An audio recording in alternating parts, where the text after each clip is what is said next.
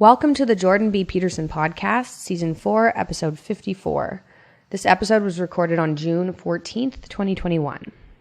In this episode, Dad spoke with Dr. Clay Routledge, an existential psychologist, writer, and professor at North Dakota State University. He's also a senior research fellow at the Arkbridge Institute and an editor for Profectus magazine. Dr. Routledge studies basic psychological needs and how they're shaped by family, social bonds, economics, and broader cultural worldviews. He's published over 100 scholarly papers, co-edited 3 books on existential psychology, and written several books, including Nostalgia, a Psychological Resource, and Supernatural, Death, Meaning, and the Power of the Invisible World. A lot of Dr. Routledge's work focuses on the need for meaning, so he has a lot in common with my dad there. They had a very engaging conversation where they spoke about loneliness, meaning, nostalgia, terror management theory, and existential psychology. They also get into human progress, responsibility, religion, and UFOs, so a pretty wide range of topics. I hope you enjoy this episode as much as I did and have a wonderful week. Hello, everyone. I'm pleased to have with me as a guest today Dr. Clay Routledge. He's a faculty scholar in the Sheila and Robert Shelley Institute for Global Innovation and Growth, professor of management at North Dakota State University, and senior research fellow at Arkbridge Institute. Dr. Routledge studies, among other topics, meaning, belief, atheism, magical thinking, existential economics, and entrepreneurship. He is the author of Nostalgia, a Psychological Resource, and Supernatural, Death, Meaning, and the Power of the Invisible Word. He has published more than 100 academic articles, co-edited 3 books, and written numerous pieces for outlets such as the New York Times, the Wall Street Journal, Newsweek, Harvard Business Review, and the National Review. I first ran across his work in Newsweek, where he wrote an interesting article on what you might describe as the potential moral failings of universal basic income and its failure to address people's need for meaning in addition to the necessity for economic security. I looked up his website and found that his lab does unique work. There aren't a lot of psychological labs that are concentrating as intently as Dr. Routledge on meaning and belief and that sort of thing. And so I thought it would be very much worth talking to him, especially also given his emphasis on economics, which adds an additional twist to his interests. So welcome, Dr. Routledge. Clay, thank you very much for agreeing to talk with me today. Thank you for having me on, Dr. Peterson. It's a great privilege to be on your podcast. Well, so fill me in a bit. Tell me what your lab has been doing and how you got interested in doing what you're doing, and also how you managed it, because your research interests, I wouldn't say, are exactly center of the road by academic psychological standards. But you've been very successful with it. Yeah. So, I mean, I'm a bit of an atypical academic in a lot of ways. One, when I was in college, I didn't even think I was supposed to be there. I remember I had a high school guidance counselor who said, well, you're not college material, so, you need to figure out, a job that you can do when you graduate. But so why did he think you weren't college material? I'm a late bloomer. I wasn't a great student. This was decades ago, and now I'd probably be diagnosed with ADHD or something like that. I mean, I was just a very active young male who wasn't particularly interested in sitting still in classes and reading books and things like that. I wanted to be engaged doing active things. So I wasn't a great student. And, but I think I was just kind of a late bloomer. And then by the time I graduated, and I thought, well, I should go to college. I should, give it a shot. And I went to a local commuter college, and it pretty much worked, oftentimes full time, as like a security guard and a bunch of other jobs. I've done martial arts much of my life. And so I was a part-time martial arts instructor. Then I was just going to college. And I was actually originally a criminal justice major because I thought, well, I should probably do something like be a police officer, something a little bit more active. I wasn't really into that. Took a psychology class, which is common as part of a criminal justice major. And I was like, oh, wow, this seems pretty cool. And so I got interested in psychology. But even still, when I finished my psychology degree, I had no intentions of going to graduate school. I spent a few years actually working in outpatient clinical mental health and also in social work, which we can get into later, because I do think that some of those experiences have really influenced how I think about things. Just, the practical experience of working with people in the community. Sometimes it was because of severe mental illness. Sometimes it was just, people that had, real social dysfunction and, a lot of problems in their family and in their personal lives. Right. So you had the opportunity to do something that was clinical to bring your knowledge down to earth, so to speak. Yeah, absolutely. And I just had an undergraduate degree. I wasn't a psychologist, like a clinical psychologist or anything. I was basically a social worker or an outpatient caseworker, but I had, dozens of, clients that I was responsible for, kind of checking on them, making sure they were medication compliant or doing the things they were supposed to do as part of their treatment plan. And it was a very interesting and educating experience. I did that, but then decided, I want to go to school. I want to try graduate school. I had a professor who was, as an undergraduate, who she was very much like, you should go to graduate school. You would be great. It would, you would do really well. And, I just wasn't super confident about it. But then I took the GRE and I did, pretty well, I think. And I applied to I only applied to, I think, 4 programs. I got into 2 of them, and then I went to school at the University of Missouri. So that's a long way of saying when I started school, which was in September of 2001, then that was right when the 9/11 happened. Like, it was within my first week or 2 of classes. In fact, I remember I went in graduate school. In graduate school, yeah. In fact, I remember I went to this really, I had this ANOVA. Like, when you're in grad school, you take these quantitative psych classes. And I had a class, I think it was just called ANOVA. And, I was in this class, and then, it was kind of announced that, hey, there was this attack happening. And I saw some of it was unfolding before I left the house in the morning, but we didn't know what was going on. And then I was in this grad seminar, and our professor actually sent us home and said, everyone needs to go home. There's a terrorist attack, something happening. So this was at the very beginning of my first semester of graduate school. At the time, I was in more of a personality and social psych, like health lab. It was an alcohol lab. And so we were really looking at like very practical outcomes related to risky behavior and as predicted by individual differences. But when 9/11 happened, I just started thinking about, it just really astonished me how you had these people that are, because of a cause or something they believed in, are willing to sort of override their self-preservation instinct and die in the service of an ideology. Yeah, well, that was something that really compelled me too. I was very curious all the way through my graduate school career about what it was about belief that was so compelling that people were willing to risk their lives or to kill or to commit atrocities, all of that. So what is it that belief does that's so psychologically significant that it seems to override everything else? It's a hell of a question. Right. And so it just happened by chance that I was at the University of Missouri doing my, starting graduate school. And after this happened, and I was thinking about these questions, there was a scholar there, Dr. Jamie Arndt, who this was his whole area of research. He was in an area, I don't know if you're familiar with, called terror management theory. Yes. And so he was doing research in his lab, not on terrorism or anything like that, but on this notion of what does it mean to be an organism intelligent enough to be aware of the inevitability of your own mortality. Right. That's based on Ernest Becker's work, The Denial of Death, which is a great book. I think he's fundamentally wrong, but it's a great book nonetheless. He's wrong in a very interesting way, and he's a very, very smart person. So The Denial of Death is a great book. Yeah, and I'm familiar with some of the major researchers in the terror management area. I've met a couple of them, and we've had some discussions. Excellent. So that's how I kind of got started. And, so I ended up changing labs, which people might not, your listeners and viewers might not really know what that means, but that's kind of a big deal. It's kind of a dicey thing to navigate in graduate schools. You get accepted, typically you're accepted by a person to work with them in their lab. And then to be like, well, I want to move to a different lab. It's kind of a big. Yeah, it's like switching an apprenticeship. Right. And it can go quite wrong.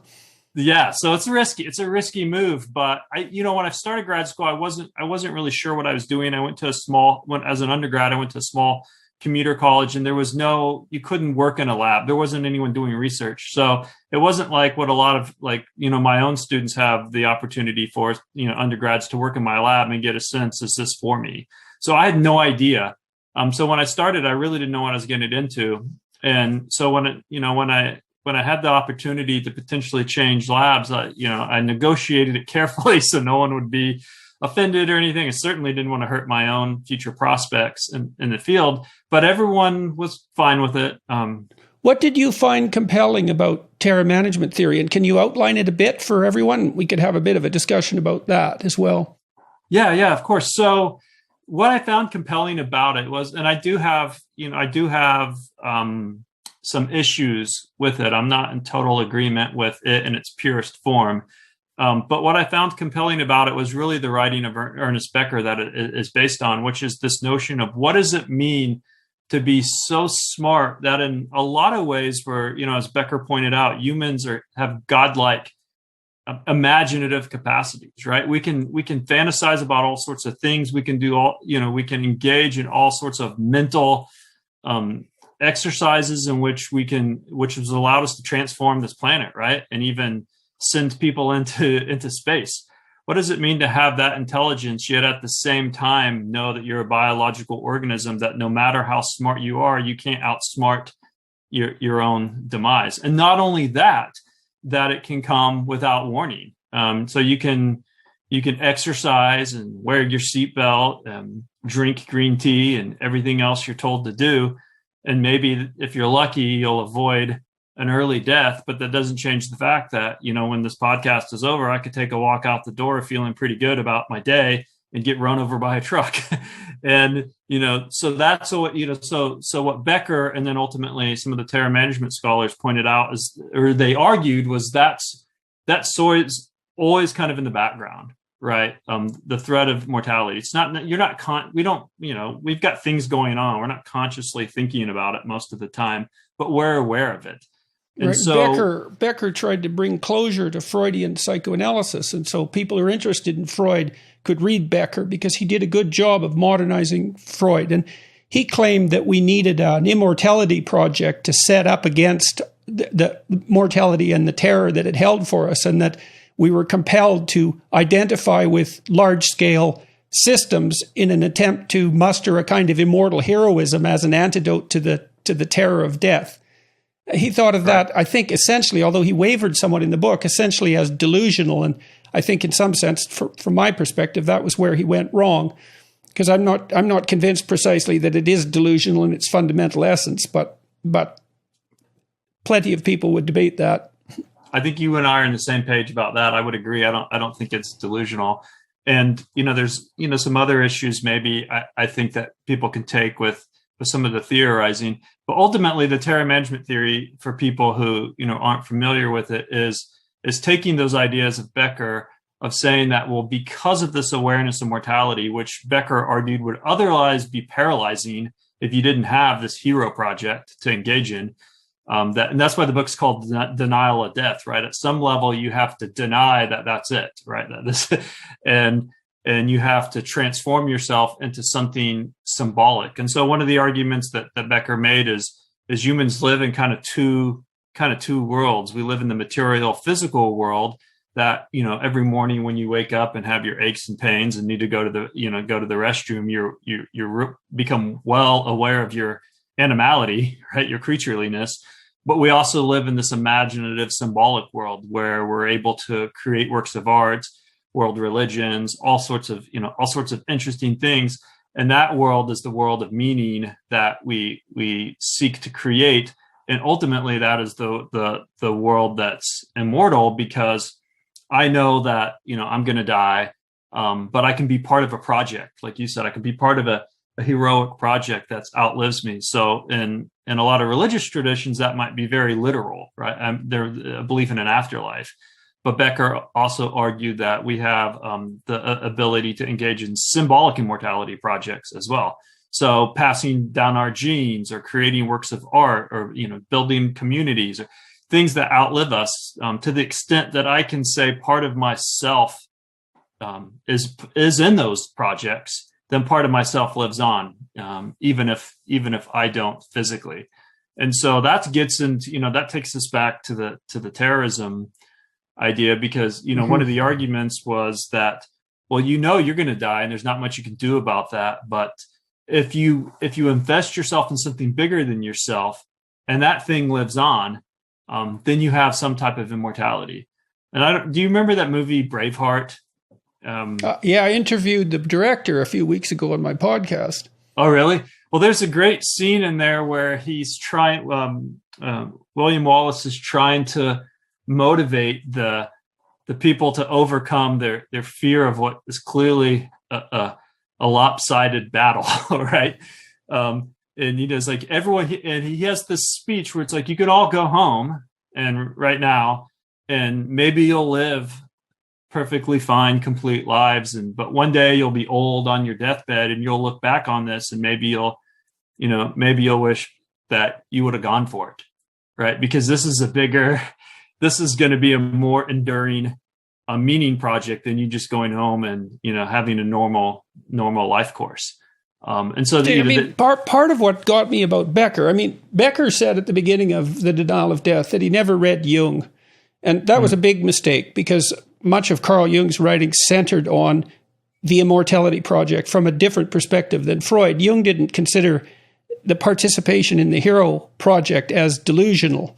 He thought about it as centrally adaptive. And it seems to me, the tack I've taken is that the meaning that people derive from being embedded in significant projects is an antidote to the terror of not so much mortality, but fragility, I would say, because there's actually things you can be a lot more afraid of than death, I believe.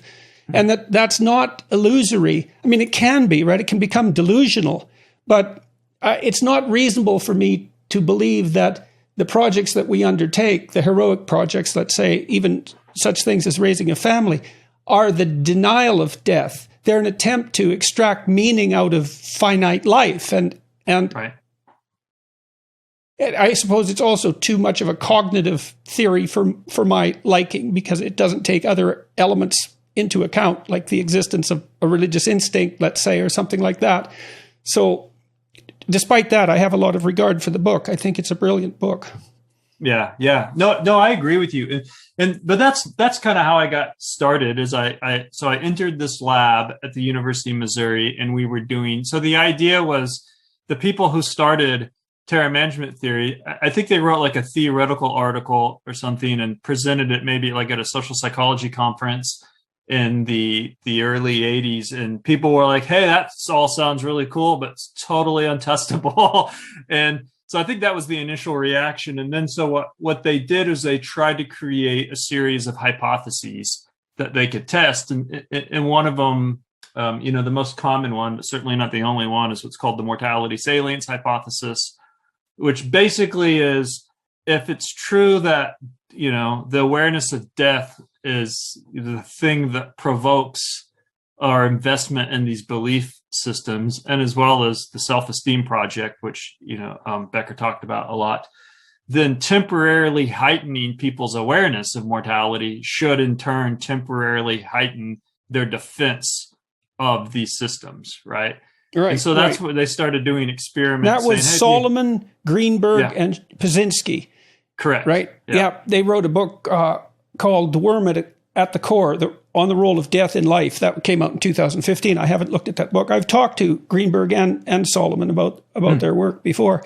They'd be good to have on this podcast, actually. I hadn't thought about that. So they would bring people into the lab and remind them in various ways of their mortality, and then look at the effects on their beliefs, the putative effects. They also had a hell of a time publishing their work to begin with. It was resisted quite stringently, quite assiduously by people in the field.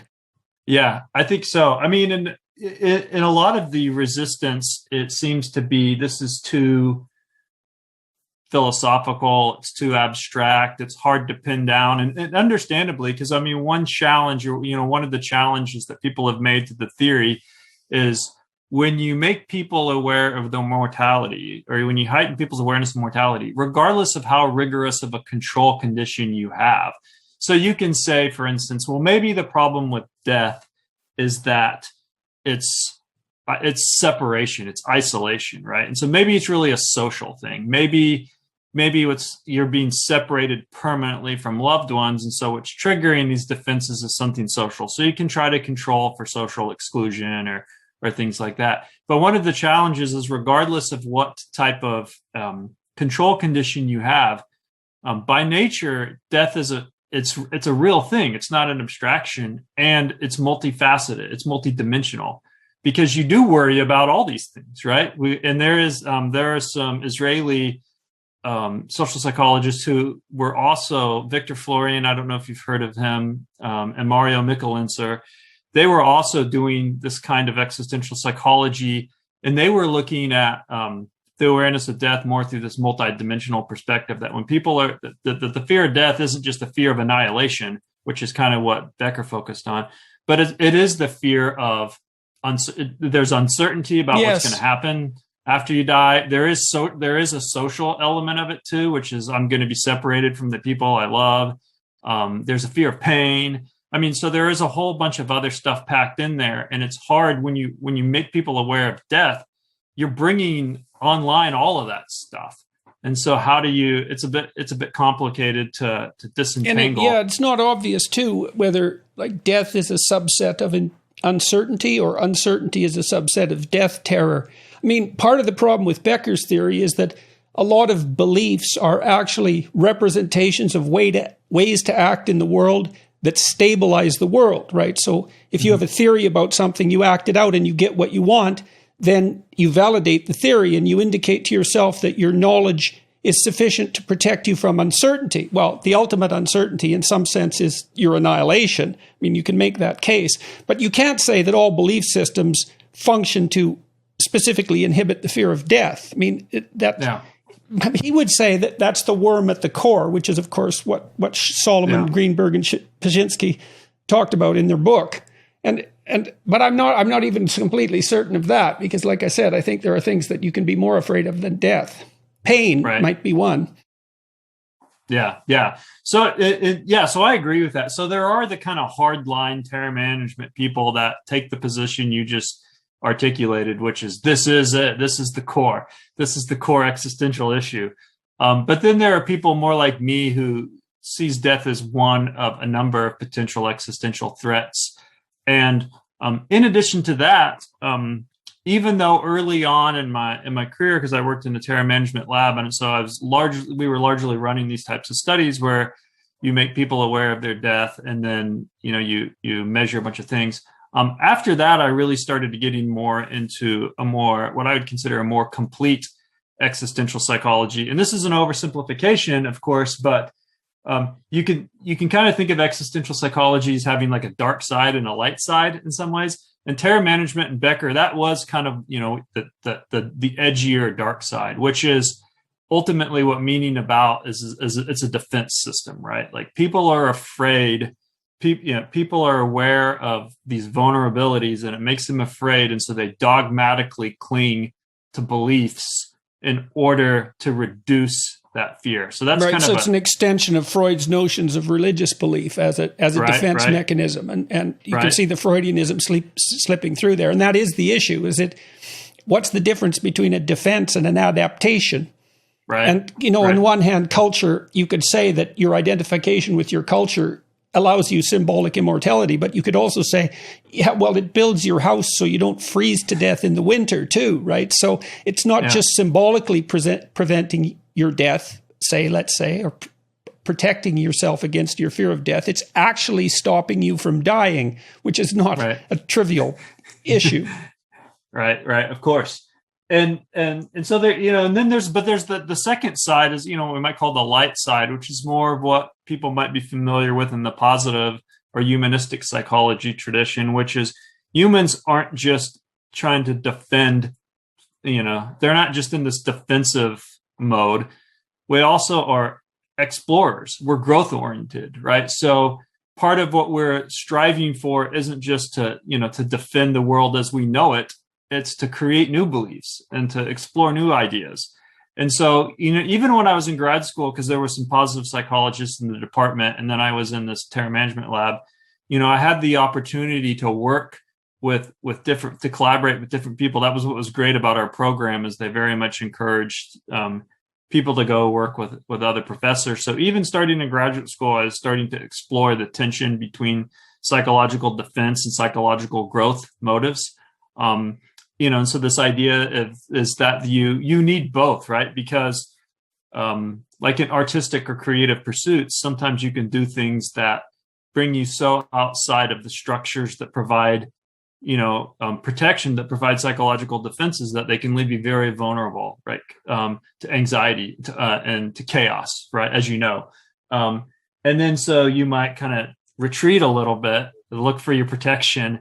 And so balancing that. Yeah, that's just like when a child, you see this in children. I mean, when they start to explore, they move out away from usually their mother, but it can be anybody they're stably bonded with. They move out to explore until they hit a threshold where the fear of being isolated overwhelms the compulsion to explore. And then they run back to be comforted.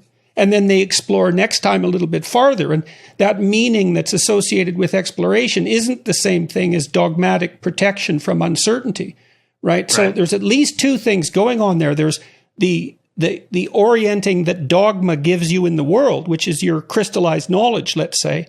But there's the meaning that's intrinsic in extending that knowledge that also seems it's like an existential antidote to suffering and to even to mortality salience, because you get lost in that, right? And you get immersed in that, engrossed in that, and that's central to the idea of meaning, I think. Yeah, totally. I totally agree with that. And so I became very much interested in that. And I was using these kind of self-regulatory models of like approach, avoid, behavioral inhibition, behavioral activation, right?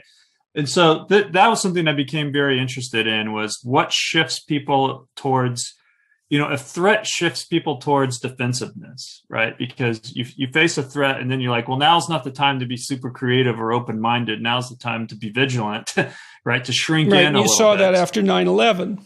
Right. Everyone was shell-shocked and retreated for a while in a state of surreal existence. Right. Yeah.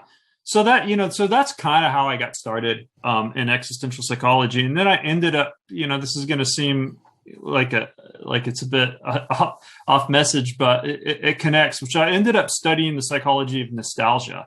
And it turns out there wasn't, there's a long history of theoretical writing and, kind of case study and anecdotal writing on nostalgia, speculating things like it's a neurological disease to it's a form of repression and all these different things. But there wasn't really much empirical research on it, except in the area of marketing. And marketing researchers were doing some neat stuff, but they weren't interested in kind of getting down to the psychological mechanics of nostalgia. Instead, what they were doing was just seeing, does nostalgia predict consumption, right? If you're nostalgic for something, do you want to go buy it? But why? They weren't really answering why. So I started doing research in the psychology of nostalgia. Again, this was in grad school. And part of my motivation for that was similar to the ideas we've been talking about. People turn, just like people are aware of our ability, our temporal consciousness, right? Our ability to move the self through time allows us to go into the future and think about our mortality, as we've been talking about. So that we think that's somewhat unique to humans, right? That we can think long into the future and think about a future without us. And so what I thought was, interestingly, that might provoke us to turn to the past, because if I'm thinking about a future and it makes me anxious or uncertain, I can look to the past at meaningful memories, and I can kind of comfort myself to be like, no, I have had a good life. I have people that care about me. I've done interesting things, and that can make me feel, that can kind of reinstate or, boost my meaning if I'm feeling potentially meaningless because of the inevitability of my mortality. So that's why I started studying nostalgia as a psychological defense. But what's cool about doing research, as you know, is you might have ideas of how things are, And so you propose hypotheses and you test them. But then there's also this kind of discovery process, while you're doing a bunch of studies where you're looking at the data and you're just thinking, oh, wow, there's a story here that I missed. And what I was finding when we were doing nostalgia research is we were asking people to detail in writing a memory that makes them nostalgic. And so we have all these like long narratives of people talking about nostalgia. And one thing that I thought was interesting, but did not expect, was how much of these narratives were actually kind of future focused. And what I mean by that is people would say things like, when I was a kid, I used to spend summers at grandma's house. And it would, this was awesome. And this was a great time. And I'll always cherish these memories. It makes me sad that my grandmother's no longer alive. And so that's gone. I can't return, I can't return to that experience, but it makes me hopeful for the future because I want to do that for my grandchildren someday. And so what I saw in a fair amount of these nostalgic narratives was this kind of self-regulatory processes where people were like dipping into the past to bring to mind a memory that they found particularly meaningful. And that felt that was comforting. It was also a little bit sad. Nostalgia is an ambivalent emotion. But then they were that was inspiring them, like that was motivating them. That was saying, you know what, that was special. So I should orient my life in a way that allows me to reproduce something like that. Well, that's the purpose of memory, right? I mean, people think that the purpose of memory is to remember things as they happen. And that's really rather shallow conception psychologically. I mean, you remember bad things so you don't repeat them. And you identify good things so that you know what good things are and you can pursue them. It's a very pragmatic process when it's properly functional. There's no reason just to have an objective record of the past in your head. Right. You want to mine it for significance. And so it's very interesting that nostalgia took that future-oriented turn. So you think people get meaningless, let's say, and they get a little bit desperate. So they turn to the past and they look for things. They search for places that were meaningful. They think, oh, that was valuable. Maybe I could pursue that in the future. Yeah, I think so. And so I've now done dozens and dozens and dozens of studies on the psychology of nostalgia, and which has led me, and not just me, but a number of other researchers to kind of position nostalgia as as being a motivation, as having this self-regulatory or motivational purpose, which is exactly what you just said, which is I might be experiencing loneliness or even boredom or uncertainty, or something's going on and I don't feel totally stable in life. I'm missing something, and so I reach into the past, and I think it's good to think about it that way. It's not because there's a popular conception of nostalgia that it's hiding in the past, that you're avoiding your problems, that you're avoiding the future, and so there's a very negative attitude in some quarters of like nostalgia is bad because it gets in the way of progress. But my argument is no. What happens is you're not running to the past and hiding. You're reaching into the past to pull into the present experiences that will help guide you, and then that puts you on the path forward. And now we've done a number of studies in which we find that after people engage in a nostalgic writing task, that they subsequently feel more optimistic and motivated, and it also increases actual behavior. So when people write about a nostalgic experience, which is typically social, it's typically an experience shared with loved ones, they subsequently want to go out and do things with people, right? They were like, hey, that was really good. I should do that again. And so I think that really got me thinking more about this, not just a growth-oriented approach, but that people move back and forth between defense and growth, right? And the nostalgia you could also imagine that could become pathologized like anything, Mm-hmm. If people fantasize about what they want, and then out of those fantasies, they can derive goals and begin to act in relationship to those goals, or they can just spend more and more time elaborating the fantasies and not moving at all. And that can lead to delusional thinking if it's taken to an extreme. But that doesn't mean that fantasy per se is a pathological activity, just that when it becomes a substitute for action, then it can become pathologized. So yeah, definitely. I mean, I always say nostalgia is like a lot of things that are generally good for you, that, people can. I mean, there are people who over-exercise, right? That, physical fitness is good, but there are people that spend too much time at the gym, and then it ends up causing injury because they're doing too much of a good thing. Right. There are lots of people who drown from drinking too much water, as it turns out as well. So, anything in excess can be a poison. Yeah. So I'd say for the typical person, nostalgia is a relatively healthy activity that helps them kind of figure out what's important in life. Do you know what elicits it in particular? Is it loneliness, or what? Are there particular eliciting factors? Yeah. So there's two general classes of nostalgia triggers. One is very obvious because it's just, what we call sensory inputs, which is you hear a song come on the radio, or somebody puts like a photo up on social media. And so that's a direct trigger of reminding you.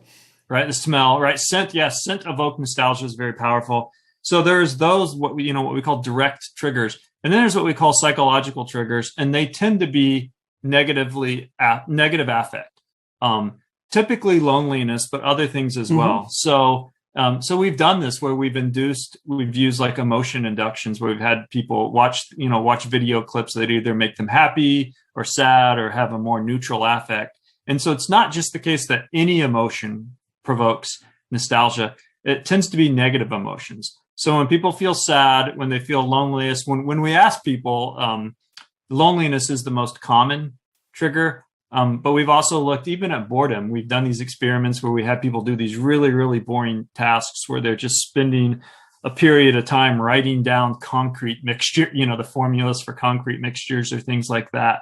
So it just seems like a meaningless task, which subsequently increases nostalgic feelings. We've looked at meaning threats. We've had people read existential philosophy essays that remind them of how insignificant their life is, and that increases nostalgia. But because of the social nature of nostalgia, and that is, most nostalgic memories do involve time spent with loved ones. So, do you suppose is that an analog? Do you think of the security-seeking behavior that we discussed a little bit earlier? When a child goes out and explores and then hits a wall, they return to something comforting.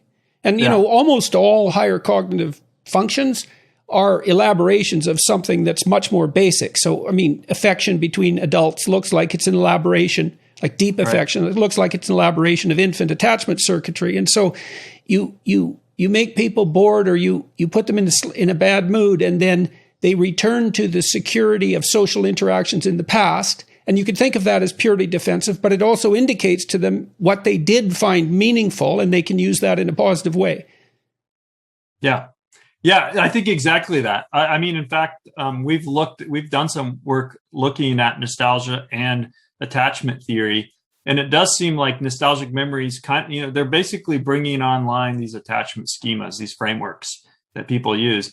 And in fact, when you look at interactions between people's scores on attachment scales, it is the people who score high in attachment security, or what modern psychologists would say low attachment anxiety or low attachment avoidance. Right. So these are healthily attached people who had decent maternal relationships, and that's another indication that this isn't psychopathological. Right. So those people get the most social benefits out of nostalgia. One, when you look at the content of their memories, people who are high in attachment security, those people their nostalgic memories tend to be more social, and they tend to be more intimately social. So what I mean by that is, if you ask somebody to write down a nostalgic memory or to just share with you a nostalgic memory, for nearly everyone, it's social. But if you look at the writings of people who are high in attachment security, they tend to get into more intimate or more detailed. It carries more themes of love and like strong body. And so again, like the attachment system, they're really saying they have these very deep, secure bonds. They approach be interesting, relationships. to see if people who are indulging in nostalgic memories that are associated with attachment, to see if they're more analgesic to pain. Because that loneliness and social isolation look like they're pain-related phenomena, at least according to people like Jaak Panksepp. And so hypothetically, bringing to mind a social attachment memory that's deeply meaningful should make you more pain tolerant. We used to use this thing that I referred to as a finger crusher, which it wasn't. It was just a weighted blade, dull blade that pushed on a finger here, like that. Yeah. And then the pain sums across time until you tell the people, take your finger out when you think a reasonable person would. And you can ask them, when does it hurt? And then you can measure when they take it out. You could do it with a couple of fingers to get a good, repeated measure. And we tested, I never did publish this study, but we tested at Harvard with an undergraduate. We had people interact with a dog. They had to like dogs, and then tested them for analgesia afterwards, and they were more analgesic as a consequence of interacting with the dog. That's interesting.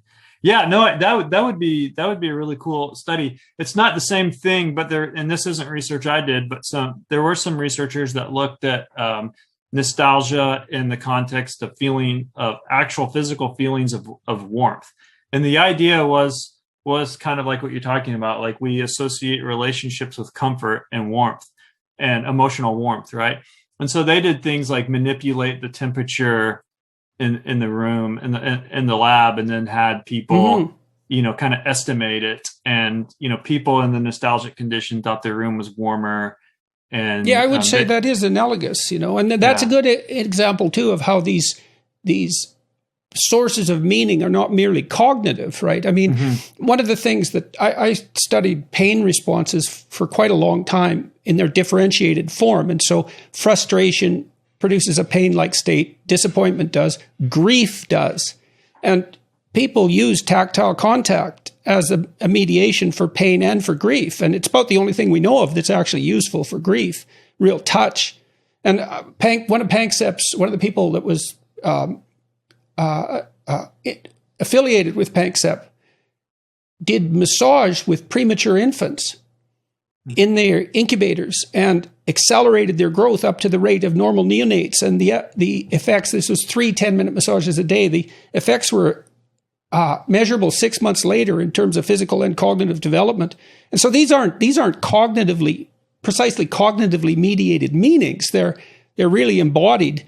It's interesting though, because you can call them to mind, which is a abstract cognitive representation of something that's much more physical and tangible. But they're not delusional, and they're not just meaning systems. They're something far more basic than that. Right. Do you know what the state of the science is on? I remember years ago there was a lot of excitement about some social neuroscientists that were arguing that social pain, the neurosystems built upon the same frameworks as physical pain, and so that, and maybe that you could even, I think they were doing studies where they were giving people like acetaminophen, or I can't remember. Yeah, that was Baumeister. Yeah. I don't know what the status of his research was, but I regarded that as pretty well established. I mean, if the pain system is very, very ancient from an evolutionary perspective, you'd expect it to have branched out and differentiated into all sorts of higher functions. And if you look at the drugs that affect response to frustration, disappointment, grief, they tend to be opiates. So that's another line of evidence. That's all documented quite nicely in Jeffrey Gray's book, The Neuropsychology of Anxiety, because he talks a fair bit about the difference between pain and so that would be physical punishment, and what it elicits as a state, which would be pain-like, and anxiety, say, which is elicited by threat of punishment and not punishment itself. And opiates are good at moderating punishment-like responses, pain, essentially. So I think it's well established in the animal literature. And some of that, the human researchers cottoned on to that, but it was the animal researchers who nailed it down. Yeah. Yeah. So that's kind of the area that I, started doing work, nostalgia specifically, that kind of branched me away from just thinking about, well, we're doing these kind of defensive studies, right? Where we threaten people and then see what they defend, both in terms Did you ever, of just out of curiosity, another thing that would be interesting is that if nostalgic memories of attachment ameliorate feelings of depression, because depression looks like a pain phenomena as well, at least in some of its manifestations. Yeah, so I don't know if I haven't done anything looking at actual like clinically depressed people. So most of the nostalgia work I've done has been in, for lack of a better term, what we call the normal population, right? So I haven't, done work with clinical groups, but certainly in our research among, the normal population, we find that nostalgia does have effects that you would predict would reduce depression, because it does reduce loneliness, it does reduce negative affect, it does reduce anxiety, it increases positive emotions, and it does things that counter depression, like it increases optimism and inspiration. So, but it's an open question about, well, what if you looked at severely depressed people? Right, but no, all those pieces of evidence that you cited do suggest that at least with normative levels of depression, it would have an ameliorating effect. So and there, that is I know there is a whole nother literature on reminiscence therapy, and the stuff we've done has been more experimental. But I think that I think you could certainly connect nostalgia as a big part of the reminiscence therapy. The reason I think that we haven't really is because a lot of the reminiscence therapy people, they're not particularly interested in basic scientific questions, so they're not trying to tease apart the specific cognitive and affective mechanisms. They want something that works, right? So they kind of deliver a whole package. And so in the reminiscence therapy work, a lot of it is what we would consider in the experimental world kind of confounded, right? Because they're doing a bunch of stuff at once. They're bringing to mind nostalgic memories, but they also typically are in the context of a group setting where they're talking to other people and sharing memories with other people. So then, you have to get into, well, is it the nature of this conversation that they're having with people where they're talking about, things that are really important to them? Or is there something specific about the actual memories that they're engaging in? But what I think our research does is it complements that by saying, well, if you just isolate the experience of bringing to mind the nostalgic memory in a laboratory cubicle where people are by themselves, and you get these positive effects, it suggests that at least part of what's happening in reminiscence therapy is this individual level experience of bringing nostalgic memories to mind, revisiting, reconnecting with them. And then I'm sure it will only helps if you have the opportunity to talk about those memories with other people and share those memories. In fact, that's a new area of research that we don't have anything published in yet, but I had a PhD student who actually just graduated, and this is what her dissertation was on, is what she called shared nostalgia. And her argument was, what we do in the lab is not very typical of how most people actually experience nostalgia, which is people tend to be nostalgic when they're around others. You get together with family members and you talk about memories. You, especially in the context of loss, you go to a funeral, or what do? You're sad, of course, but then you talk about memories you shared with that person. And oftentimes people are laughing and, trying to honor that person's life, but also trying to connect over the meaningful memories you had together. So a lot of nostalgia. It reminds you of your affiliation with those other people too, which would be a great thing to have happen when you're experiencing a significant loss. Yeah, absolutely. So I do think that there's some more research to do in that area, and like I said, we're just kind of getting started into how do people actually share nostalgia, and might it serve even beyond the individual and beyond like the more interpersonal relationships. We're also interested in nostalgia at the cultural level, because there are ways that we might pass down traditions and rituals intergenerationally that connect.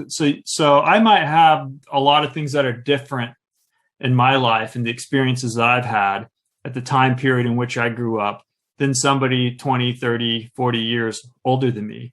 But to the extent that there are things that are passed down in the family or in the community that can connect me to that person, that might help with intergenerational community life. Right. And so to make it social cohesion, period. Because, right. Absolutely. If we're strangers to one another and then we can identify elements of our past experiences that we share, maybe like shared love of a particular band or something like that, then we're identifying areas of commonality and perhaps decreasing our distrust of one another. I mean, Robert Putnam has demonstrated that, communities tend to be more generous politically when they view those in the community as importantly similar to them. And so you can imagine that going through the search for a shared past and identifying commonalities might be also a way of generating a shared history across time as part of what unifies people together. Yeah, absolutely. So this is what we call collective nostalgia, what you just articulated, which is I might have never met somebody who lives across the country, but to the extent that that we have as Americans, that there is something that that we identify with, like even music, like you said, or a movie. If you remember when, I don't think they were particularly good movies, but when the new Star Wars movies came out, people were really excited about them because there was this collective nostalgia of, we all remember when we were watching the original Star Wars movies, and that was kind of like a quintessential late 70s, early 1980s American thing to do that we could bond over. And it's part of experiencing a shared myth. It's not trivial. I mean, it's trivial in one sense, but it's not trivial at all in another. I mean, we don't exactly know what it is that bonds people together in a community, a family, a community, a nation, any of those things. And the idea that it's shared positive memories is, well, that's got to be part of it. Yeah. I actually talked to a screenwriter a while back about this, and he made an interesting point. He was talking about how, because we have the way with the internet and with all these different entertainment options we have now, his argument was we might be losing some of the shared media, shared entertainment. Now, people talk about this when they talk about news all the time. They say, people consume different news. But to the extent that he was making even the point that we have all these like dedicated children's programs, where he was talking about when he was a kid, he had to watch whatever his dad was watching. And so his dad would introduce him to Western movies or whatever, and the whole family would watch the same thing. And so you had this shared cultural, artistic experience that connected you. But now he's like, the kids might be in the back seat of the car, each with their own screens, watching totally separate things, and you're listening to your own thing. And the whole family isn't crowded around the TV together in one room, sharing the same experiences. And so we might have very, very individualistic, very tailored media experiences that make it harder to have those socially connecting entertainment. Well, it makes it harder to communicate too, because to communicate with anyone, you have to mostly share their experience and then talk about a little bit of variation. I mean, if you're totally opaque to one another in terms of what you've experienced, there's so much to talk about that you can't even gain a toehold.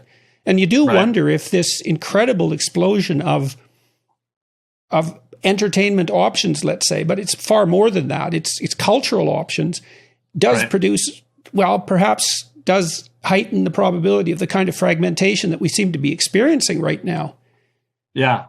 Well, that might be why every now and then something's popular enough to where not everyone, but a decent chunk of people rally around it and it becomes the thing everyone's talking about. So like Game of Thrones, it might be an example, where there's some kind of program that is either so well executed or just delivers the goods in whatever way, whether it's a movie or television show, where it becomes a cultural phenomenon. But a lot of the times it's not that, especially, I don't know if you watch like streaming, like Netflix or things like that, but like you can now you don't even have to turn on. It's not like we all have to turn on the TV on Monday night at 7 p.m. if we want to watch something, because that's our chance. Now I can watch a show that you watched 5 years ago. So not only is it the case that there's a ton of options. They're delivered at, individual times, right? I can watch, I can, what do you call it when people binge? I can binge watch a show that, you're not going to watch for another year if you watch it at all. And again, I don't know if they're, well, it's very peculiar too, when you think about it, that we have the opportunity to, you think about something like a Marvel movie that costs hundreds of millions of dollars, that we have the technology that enables us to experience that singly. I mean, it's completely preposterous. I've been associated to some degree with one traditional culture, and they use dance, music, storytelling, masks, religion. It's all integrated into one thing, and they all participate in that simultaneously. And that's really the core of their culture. I mean, without that, they're not a people. And when you're not a people, to be a people is to be very much the same as other people in important ways. And that's part of what makes peace. And you do wonder the increasing atomization of our exposure to cultural material, what that leaves us to have in common. Right. So there is a provocative argument that some have made, people like, I don't know if you're familiar with Patrick Deenan and, some of these, like Catholic traditionalists. And he wrote that book, Why Liberalism Failed. And, I'm not it's not my expertise I don't know anything about like political history. And so I can't really, like litigate his case for him or make a case against it from that perspective. But from this perspective of psychology, I think that he's onto something. And his basic argument is the success of liberalism is its ultimate failure, in that if total individualism means that I owe you nothing, right? That I can reject whatever, I can reject whatever culture I was raised in and forge my own path. And in many ways that, we can think of that as being good, because it can mean we can escape being oppressed, or, we can get rid of bad systems that are barriers to my liberty. But at the same time, that also means there's, it's the atomization that you're talking about, that it can be very alienating, and it can get to a point where what he calls anti-culture, which is, it's not just individualism is another culture, which is what cultural psychologists, tend to argue, that there's collectivist cultures and individualistic cultures. His argument is that it's an anti-culture because it's a rejection of culture. And again, I'm misrepresenting his, I'm certainly oversimplifying it. Maybe I'm misrepresenting this case a little bit, but that's just one example. Well, it's at least an open question, how much we have to have in common with one another to live in something approximating mutual understanding and peace. I mean, it can't be nothing. And the people I don't attend church, but I have some close friends who insist upon its utility and who are very intelligent people. And part of the argument they make is a cultural argument. It's like, well, at least for 1 hour a week, cynical about that though you may be, the entire community is doing one thing that's the same. And so there's a point of focal union there. And of course, the churches used to be the center of the towns and orient the town towards temporality, all of those things. And so we don't really know what we've lost when we lose those shared rituals and shared beliefs. Right. And we don't know what we've lost when part of the reason we've lost it is, of course, people don't believe. And so people are becoming non-religious. But, I have an argument that, part of belief is a kind of an individual difference. And so it could be the case that there's always been varying degrees of people who are extremely committed to a faith versus people who just tend to be more skeptical, regardless of the state of scientific knowledge. And this gets to, what some people have argued is like the extreme male brain idea. And, is it related to interest in people and interest in things? Correct. Right. Oh, good. I always wondered about that. Yeah. So the people who are interested in things are much less likely to be religious believers, I would presume. Correct. So there is an argument that some people have made that that religion is very much relies on social cognition, right? Or relies on the same neuroprocesses involved in thinking about people, like you just said, because to spirituality, you have to animate the world with minds in a way, right? You have to anthropomorphize. So you could have in fact, in some cultural traditions that, we have our big five personality model, of course, but in some cultural traditions, they have a spirituality dimension of personality. It's recognized that people just naturally vary. In the West, we tend to be a little bit more blank slatist about religion. People tend to think, well, you just decide to be religious, or you were raised that it's religious. Just a matter of cold cognitive belief rather than a temperamental proclivity. Right. So, but at the same time, we say things like people have a calling, and maybe secular people don't say that, but but people kind of recognize that there's individual differences in what people. Some people are good artists, right? Some people are just more artistic. Some people are just more likely to see the world as a little bit enchanted, whereas others are just more naturally skeptical.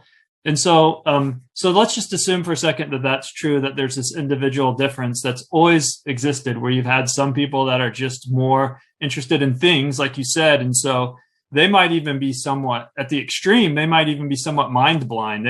Religion might not even, they might not even totally understand it because they can't really tangibly grasp it. Whereas other people are, they can see the world as more magical. And even so, if that's always existed, then what you might find is in the past, when we had a less individualistic culture, everyone went to church, not because everyone necessarily believed at the same level of commitment, but people didn't have this attitude of, well, I'm not going to go because I don't believe. People had more of a, this is the thing that we do. Well, it was also the case, I think, to some degree, that, part of the reason that we don't believe now is because we have a variety of things we could believe in. And the farther back you go in history, I mean, imagine a medieval town where Christianity dominated. There might have been some Jews there who would posited an alternative faith, let's say, but Christianity wasn't so much an explanation of the world as it was the explanation of the world. So, I mean, maybe you were a brilliant iconoclast and you doubted certain things, but you didn't have an alternative schema of representation at hand like you do now. So, yeah, it was the only game in town. So I do think that's part of it, but maybe there's a benefit, even though we have more things you can believe, of course. People act like it's weird if you say something to them like, well, maybe it's good from time to time to submit to things that aren't 100% in alignment with what you want to do and what you believe, right? Maybe there are benefits to being part of a community project. And there's a recognition that it's full of people with individual differences, that there are going to be people that are devout believers, and then there are, going to be people that are more skeptical, but there's a place for everybody in this community. I mean, we do this with other things like sports. I mean, some people just aren't good athletes, no matter how hard they try. But at least in American culture, and I assume it's the same and similar in Canada, we think that kids should have a go at it. And we think that it's okay if you're not naturally gifted. It's good for you. There's benefits from participating in physical activities, and it's fun. And it's a way to have teammates and to connect with people and to maybe learn leadership skills or learn what it's like, how to win and how to lose. And you learn all these life skills. And it's fine that some people aren't that good at it or kind of clumsy or whatever. And so I'm not trying to say that religion and sports are by any means the same thing.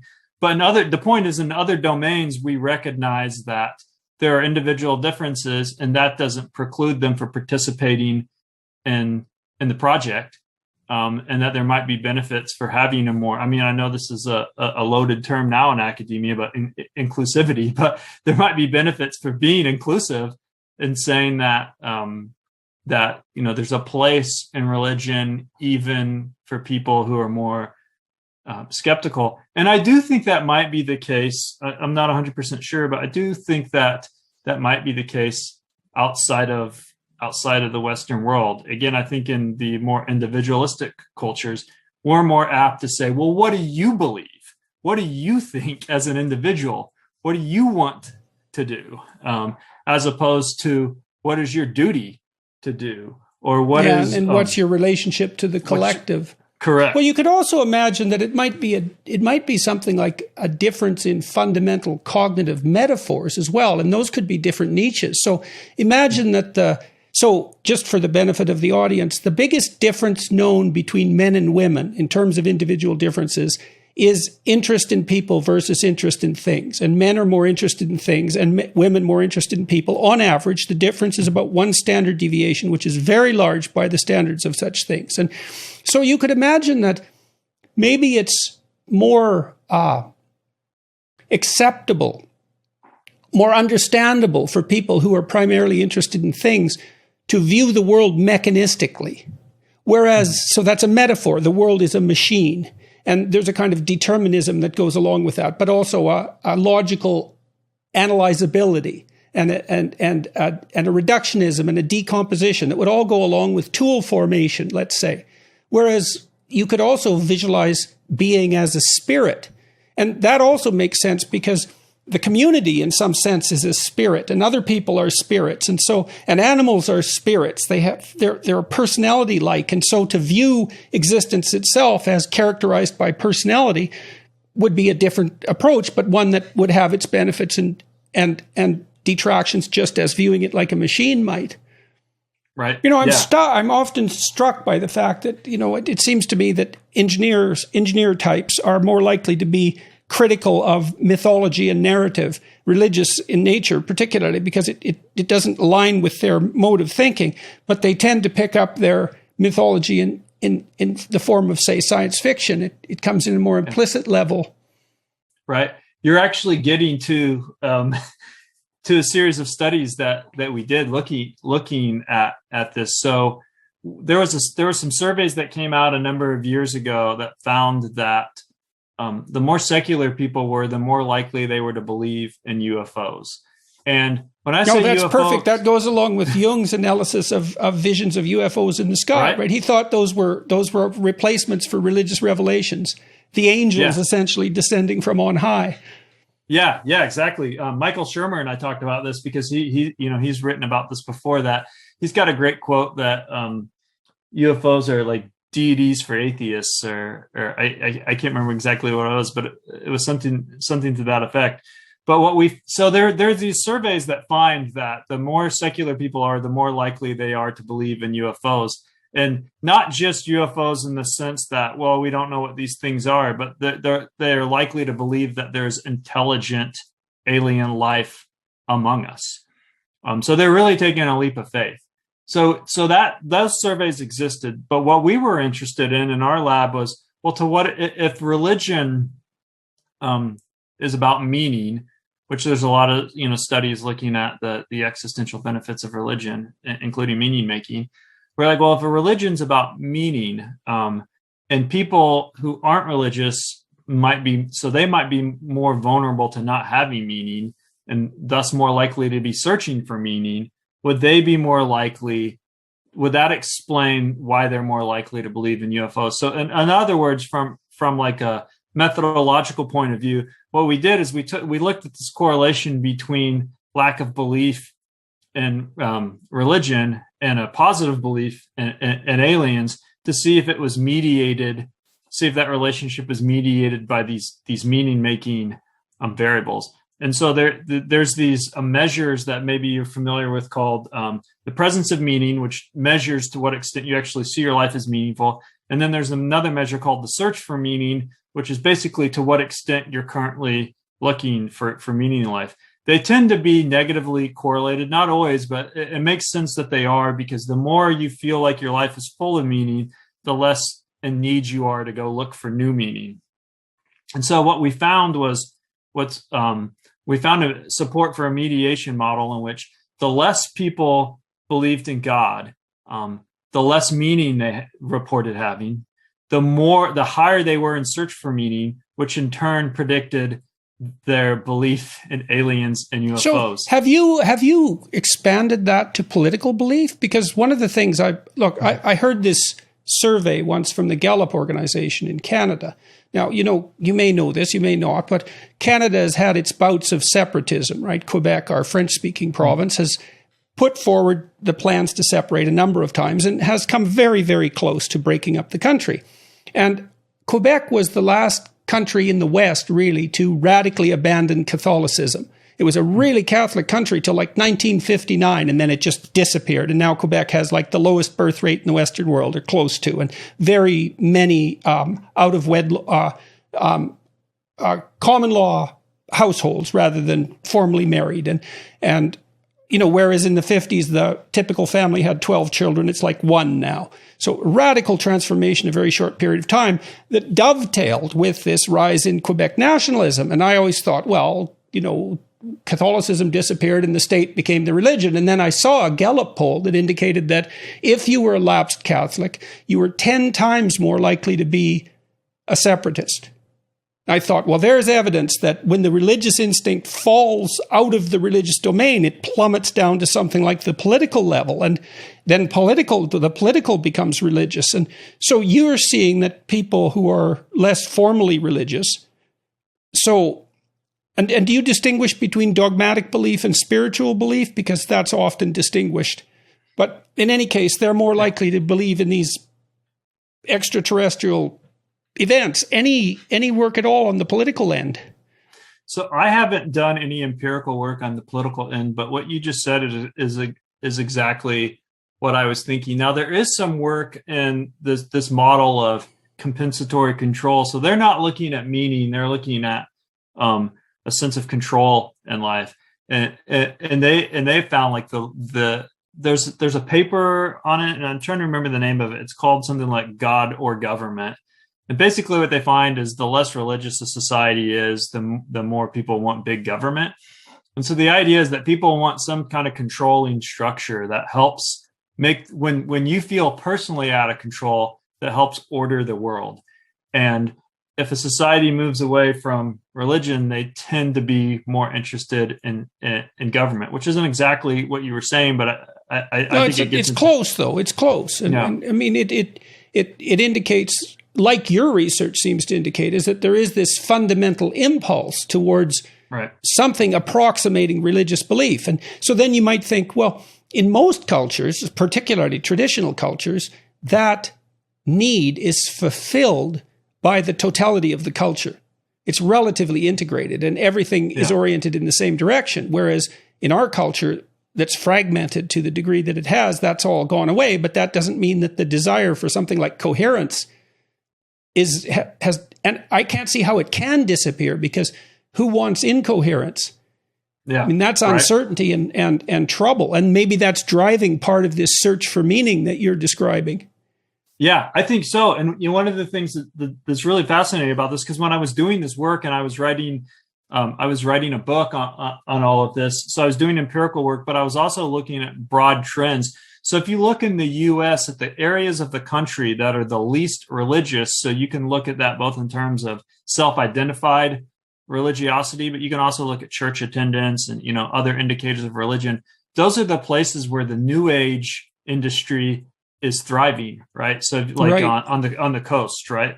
So you can at that broad level of analysis, you can say the more secular parts of society tend to be the ones that go more in on New Agey stuff.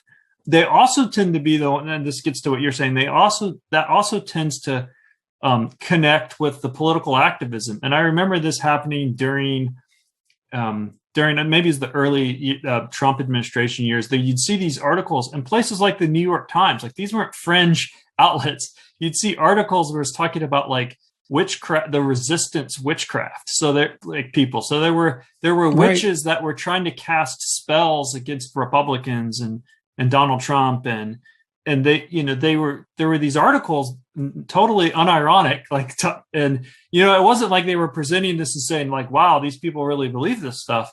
They were just presenting it as, this is how it is, right? There's these people, and this is what. So imagine this is something I've read, that as it's analogous to what you're saying, that as belief in dogmatic the dogmatic traditions of religion decline, there's a corresponding increase in the number of people who claim to be spiritual.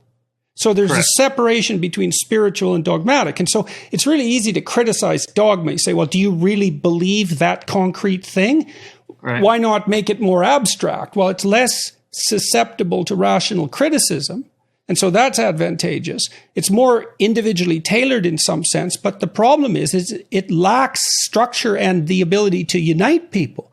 And obviously the problem with New Age spirituality in some sense is that everything goes. Right. And there's no uniting. See, the thing about dogma, because it's codified and traditional, everyone shares it. And then you can think about it in terms of your own speaking, your own thinking as well. Like you and I can have this conversation because we accept a whole variety of things dogmatically. We can experiment on the fringes a bit. We don't have to dig into what each of us means by every single term. So we stand on dogma and make a foray out into investigation. But when you get rid of the dogma, well, you get rid of the blinders and the constraints, but you seem to also get rid of the structure and the coherence and the thing that organizes the community. And it certainly doesn't appear to me that New Age thinking is more coherent than, say, Catholic thinking. Not at all.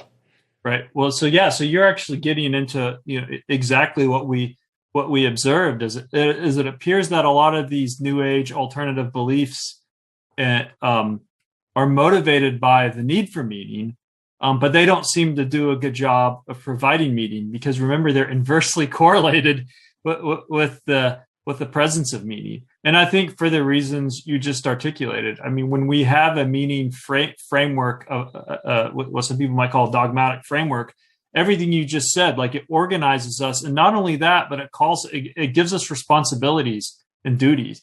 So with this anything goes New Age stuff, you can just say like, well, I'm not really into that. I'm into this. But if we have a shared religious belief that says, well, you have a duty to do this, like you have a duty to take care of your family, you have a duty to help your neighbor. It takes away the selfishness, right? It takes away well, I don't want to do that. I want to do this other thing. And, it might be that a lot of things that provide meaning are well, you talk about this in your latest book I just read about responsibility, the connection of responsibility to meaning. Like these dogmas give you responsibilities where I think about a lot of the New Age stuff. It's like, you're not responsible for anything. No one's saying that, well, you have to do this or you have to do that. It's almost like it's a consumer experience of, well, this works for me or this doesn't work for me. And, the problem is atomization, but also that lack of, and we should talk about meaning a little bit. I wrote a paper a long while back about different kinds of meaning, and they're sort of paradoxical because there's the meaning that exists when something really unknown happens. And that's a funny meaning because you don't know what it means, but it's meaningful, it's significant, and maybe you go out and explore it. But then there's the meanings associated with things that are fixed, right? Yeah. That are already in place. And it seems like you need a balance between both of those to have an optimal experience of meaning. Because one takes you way out on the fringes where, you're atomized and insane, and the other, locks you into a structure that has no escape and no room for you.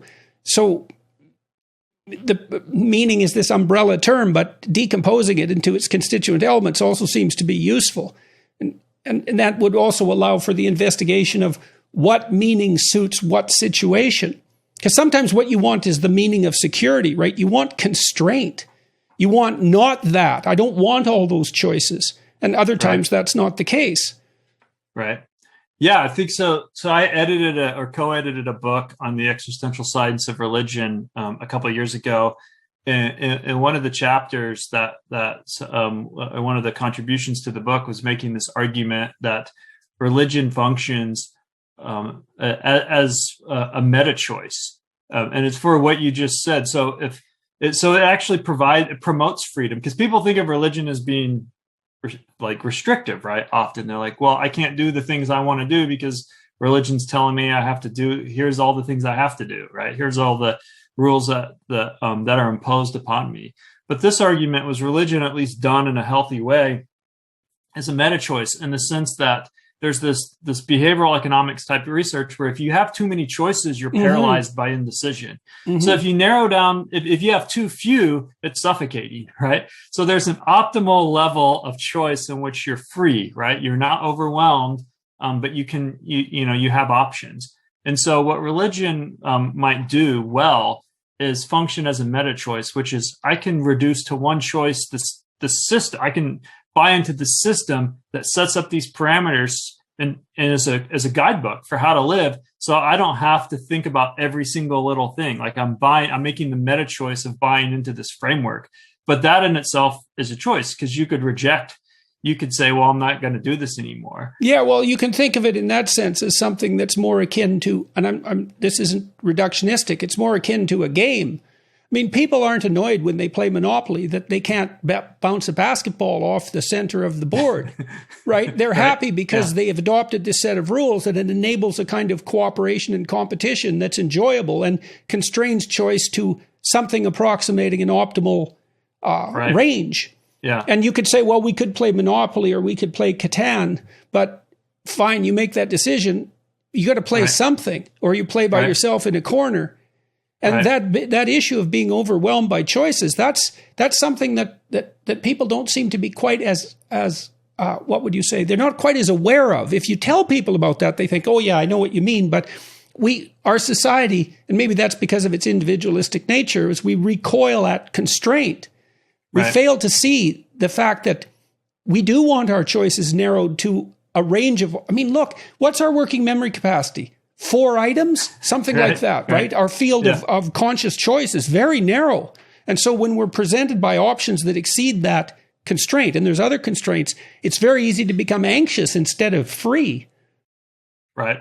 Yeah. Yeah. And so this is, I mean, and of course there are a number of people who have, put forward ideas like this, talking about the idea of ordered liberty or disciplined freedom, that you get more freedom when your life is disciplined. Like if you don't have certain rules that you live by, then your life can descend into chaos pretty quickly. I mean, people do this even when they think about something as simple as going on a diet, right? So if somebody gives you advice, like if you went to like a nutrition person, or, you hired like a trainer or someone to help you lose weight or get healthy, one of the things they would tell you to do is if you don't have certain food in your house, you're less likely to at night be tempted to walk into the kitchen and eat a bunch of cookies if they're not there.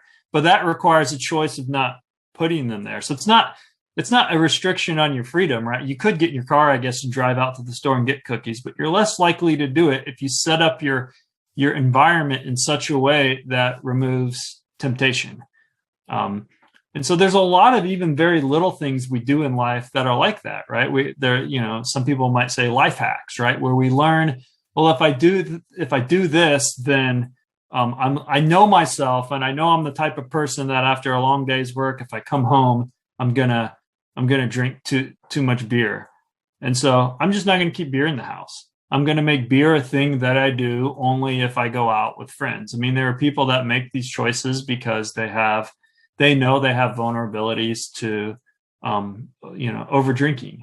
And so I think there's lots of things in life that even beyond religion or, other systems in which, like you said, we kind of implicitly understand that you have to set up guardrails and rules, and people don't scream, well, that's anti-freedom. They think that's just being sensible and being reasonable. But when you talk about certain things like religious traditions or faiths, for some reason it seems to, at least in the kind of modern Western secular world, people seem to think that that's more oppressive. Well, it's also somehow. I think partly because more academically oriented types, thinkers, have proposed critiques of religion that are that reduce it to a single dimension and then criticize it along that dimension. Yeah. And so the atheist types like Richard Dawkins, and he tends to think that belief in God is like belief in a proposition, a stateable proposition. Is God real? Like, is a table real? And it isn't obvious that that's the proper way to formulate that issue. And you can make it absurd almost immediately by reducing it to that sort of representation. But there's multitude of functions that religious traditions serve. And even people like Becker, he basically reduced it to a single dimension. It's a defense against death anxiety. It's like, well, it may be that, but it certainly isn't only that. It's a very, very complex issue. Right. And so, but people run into these critiques. Marxist critique, religion is the opiate of the masses, or the Freudian critique, which is, well, God is essentially a projection of the Father, an infantile projection of the Father. It's like, well, yes, sometimes in some cases and in some ways, but wait. And I guess it depends too, to some degree, and maybe you could tell me what you think about this. It seems to me that the core of a culture is something that's essentially religious. By definition, like if you look at what unites people across geography and time, there's some central conception of the world as spirit that brings people together implicitly and explicitly. And then if you dispense with that, well, then what? Well, you've demonstrated that, you get people adopting rather odd beliefs. So that's a kind of heresy, essentially. So there's an automatic tendency to produce heretical religions. That's the consequence. And maybe some of those are political, and they're fragmentary. Yeah, no, I agree. I mean, that's actually why I started looking at the individual difference level of analysis, not because I was particularly interested in thinking about spirituality or religion or any of these things as an individual difference. What I was interested in is if there is, people did this when they talked about the need to belong. You can pretty much get everyone to agree that humans are social and have a fundamental need to belong. That's not controversial. So you can use that as an example. And what researchers did, they said, if that's true, then you would expect there to be natural variability. Everyone might have some basic need to belong, but there are going to be some people that are very, very oriented towards belongingness, whereas others aren't going to be so much. And so that individual difference isn't a case against the basic need. It's saying that the basic need manifests, differently across the continuum. And so that's pretty much my argument, I think, for religion and spirituality is that what you just said, I think is true. If a society abandons religion, they don't really become secular. They start investing in all sorts of other things, what we might call like a substitution hypothesis to fill that space of the role that, or the multiple roles that religion was playing in their society. But then an important question, which we talked about a little bit, is just because people are turning to different things to fulfill that function doesn't mean they're actually doing a good job of fulfilling it, right? Just because people are turning to politics as a substitute religion or UFOs or New Age beliefs doesn't mean those things are actually doing a good job of providing meaning. So let me ask you this then. So we've kind of come together on a hypothesis here, is that there is some need for union around a centralizing tendency. And that kind of throws us back to the beginning of the discussion, because Becker would identify that need for the centralizing tendency as a manifestation of the denial of death. And we've kind of elaborated on that and criticized it and broadened it, I would say. So it's something more like, the need to, imagine we have to unite in personality to some degree, right? I mean, so we're ruled by a body of laws. And it's interesting that it's a body of laws. And the laws are what we act out. So as long as we're law-abiding, that makes us a certain kind of personality. And I would say a more conscientious personality, probably a more agreeable personality, probably a more emotionally stable personality than we would otherwise be alone. And so imagine that for us to live in a group, we have to partake in a central personality and deviate in our individual ways. But that partaking of the central personality, without that, we get fragmentation and inability to make peace, inability to understand each other, inability to cooperate. Right. And that is something like the worship of a central spirit. Yeah. At least as it's acted out. Yeah. Yeah, I think so. And also connecting back to, something that we talked about, the difference between, more defense versus growth perspectives. It's not just the case that unifying around a belief is somehow, like Becker would argue, somehow allowing us to escape our anxiety. It's very inspiring and mobilizing, because if you look at a lot of the projects that we engage in, so I know you had Marion Tupy on, who's a friend, a number of weeks back, and he talked about the human progress and how that people don't see, a lot of people don't think that we've made progress. Yeah, well, they're blinded by the variability. Right. But if you look at progress, there's a lot of things, and not just the progress that we've benefited from. I mean, you and I are able to have this conversation separated by many, many miles over the internet, instantaneously communicating, thanks to progress in technology. Right, we wouldn't have been able to do this decades ago. But if you look at a lot of projects that are focused on making society or the world a better place, they're projects that extend beyond our individual lifetimes. So in other words, you have to make some commitment to say, I'm not just going to be hedonistically looking out for myself and, trying to have as fun of a life as I can, and then it's over, which some people do, of course. But you have to say, I'm going to give part of myself to something bigger than myself. So that's not just a defense in my mind. That's, you talked about something that's adaptive. That's something that's very good for society, to say it might take 50 years or 100 years before we cure this disease, or reach this, build this project, or send something out into space. And I might not even see it myself, but I believe in it. Right. I well, that thing that we unite around, right, that might be not so much a structure of dogmatic belief as a shared ideal, some of which is described in dogmatic terms. I mean, when I look at the abolition of slavery, let's say, I mean, you can certainly come up with any number of reasons why slavery is a good idea from the perspective of the slave owner. Now, the question is, how the hell did it ever get to be the case that people decided that was a bad thing? And it looks to me like it's the working of that ideal across millennia, really, that finally manifested itself in that ethical decision. It's like, well, there was this idea, and it's part of the Judeo-Christian tradition, that we're all imbued with a spark of divinity that aligns us with God, that we're supposed to act in relationship to that.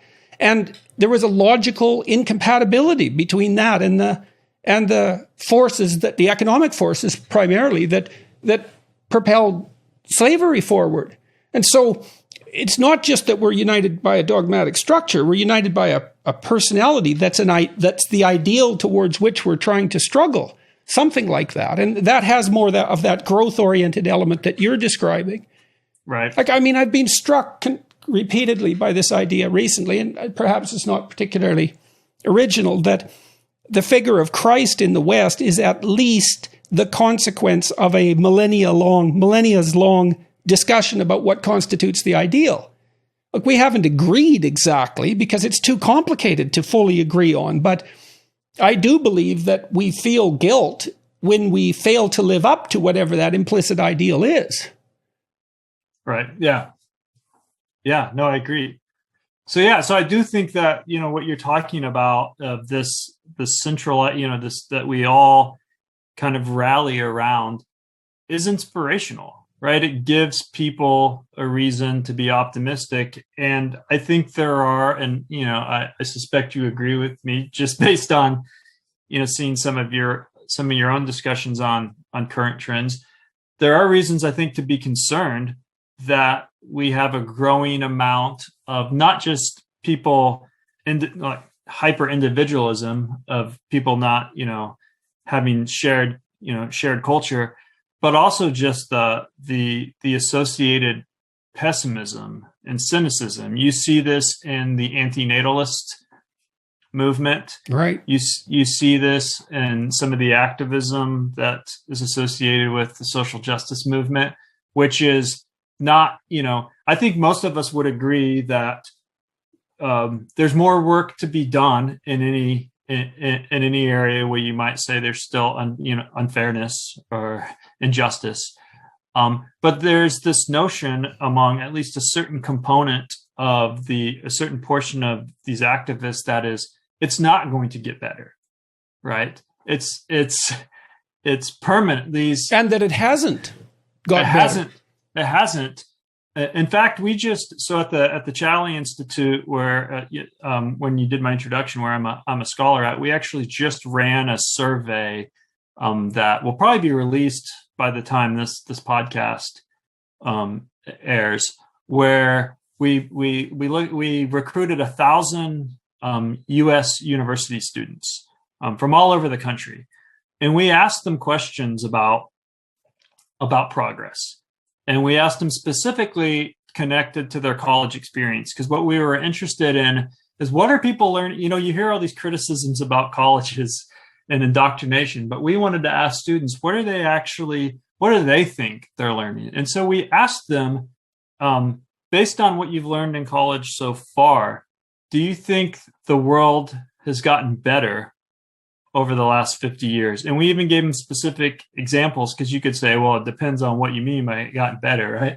So we had examples like things that we knew based on the human progress and other data points that had gotten better, like poverty, right? That poverty has been decreasing, and I actually radically and immensely, right? And so what was amazing to me, and I can actually bring up, so I don't get the numbers wrong. So we asked people, based on what you've learned in college so far, is the world getting better over the last 50 years? And not even 50% of students said yes. So half of students don't think that the world has gotten better. And we asked the same questions about the U.S. Has the U.S. gotten better? And very similar answers. Only about a quarter of the students, of U.S. college students, said that they're optimistic about the future of the world based on what they've learned in college so far. Only 11% of U.S. college students said that their college experience has made them have a more positive view of the U.S., whereas 45% said that their college experiences made them have a more negative view of the U.S. The rest said their view hasn't changed. And only half of students are optimistic about their own future, and their ability to make a difference in the world. So I could go on with all these statistics, but essentially we found a number of reasons to think that students. Well, let me back up a little bit. So if you think about objectively, if you think about American college students using the terms that are often used in this discussion, which is the concept of privilege. Like if you think about the concept of privilege, to be born in America, to live in America, you've already kind of won the lottery. I'm not saying America's the greatest, the greatest place, but compared to a lot of places in the world, there's opportunity. There's a lot more opportunity here, right? So only a small percentage of people have that privilege already, right? And then on top of that, only a minority of people get to attend university. I mean, the vast majority of the world doesn't have the opportunity to attend university, right? So at some level, it seems obviously true that if you have the privilege of attending university in America, you would think that you should be pretty optimistic about your situation in life and have a lot of gratitude about it. But what we're finding, and of course these aren't, this is just a poll. These aren't experiments or anything. We're not controlling for personality or other potential factors. But we're getting a snapshot of college students not being many of them not seeing that, there's been progress. So what are they learning in college where they're not saying, hey, wow, like maybe things aren't perfect, but they've certainly gotten better. They're not seeing that. And then on top of that, they're not particularly hopeful or optimistic about the future. And they don't seem to have a real sense of agency, right? That they can make a difference in the world. And again, you would think that if you were sufficiently blessed to live in the United States and go to college, that might, from my perspective, that might come with a certain level of responsibility, right? That's, you're very fortunate and you have a duty to do something in the world to help others, to make a difference, to make your community and your society better. But it seems like a good portion of students aren't particularly optimistic about that and don't really see that they have a place. That they have. Well, I talked to Tupi and to Bjorn Lomborg and to Matt Ridley. These are all optimistic sorts of characters who've done a lot to document the radical improvement in absolute terms of human existence over especially the last 30 years. And all of them know that they have a marketing problem, right? It's like, why isn't this compelling? Because it's an uphill battle to get this information out there. And the question is why? And it seems to me that it has something to do with, it's in some sense too materialistic. Like, not that that's bad exactly, because isn't it good to have enough to eat and all of that? Yeah. But there's some impetus, some spiritual impetus or something like that that seems to be lacking. And then there's another issue. I don't know if you thought about this or not, but, in the Christian tradition, there's apocalypse, and it's sort of projected in some sense out into the spiritual world. So the end of the world is at hand, but who knows when? Right. Well, so it's projected, like utopia is projected. And so then you might ask yourself, well, what happens if it isn't projected? Is there a utopian and an apocalyptic tendency in human thinking? And if so, what happens if it's not contained within a religious structure? And so I would wonder to what degree the pessimists in your survey have apocalyptic visions of the future, because there's certainly no shortage of suggestions that we're continually facing something that looks like an apocalyptic nightmare. And it isn't obvious to me that that's the case. Right. Yeah.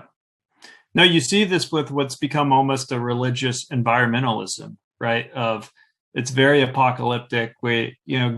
Depending on who's talking and on what day, it varies from we've only got like a decade left before the planet turns into an uninhabitable hellscape to, on the more optimistic side, you'll see some people say, well, we can still do something to mitigate it. But you do see, again, there are plenty of environmental activists that I think are very practical, very solution-oriented, very entrepreneurial, who are thinking about technologies and strategies to make. Lomborg is like that. Right. But then there is an element of these activists that it is almost like an apocalyptic meaning-making religion where. Because the reason I say that is because it seems to accompany this antinatalist and right view of it's almost as if the best. So how you might ask, well, what's that got to do with meaning? Well, it's almost as if what they're arguing is the most meaningful thing that humans can do is go away. Right? Like, yes. Well, you see surrender the planet to the other species because we've screwed it up. Well, and the thing about the apocalyptic, when I grew up, the apocalypse was basically the threat of nuclear war, which seemed very real and seems to have at least vanished to some degree in terms of what people fear.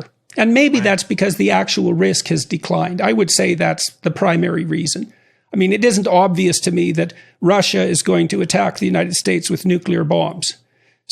And China and America, well, it's not a full-fledged Cold War yet.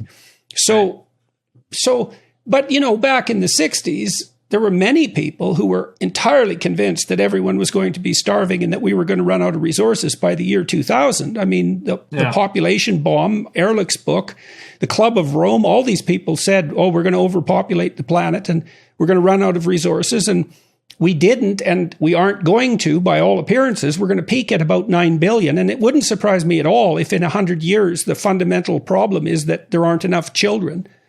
I mean, I don't know, and who knows, because 100 years is a long way away. But those apocalypses didn't occur. And we have the environmental apocalypse. And it'd be interesting to see the more pessimistic students that you described.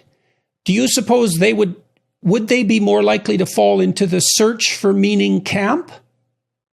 Would they be the ones that were more susceptible to alternative quasi-religious beliefs? Do you know any of that yet?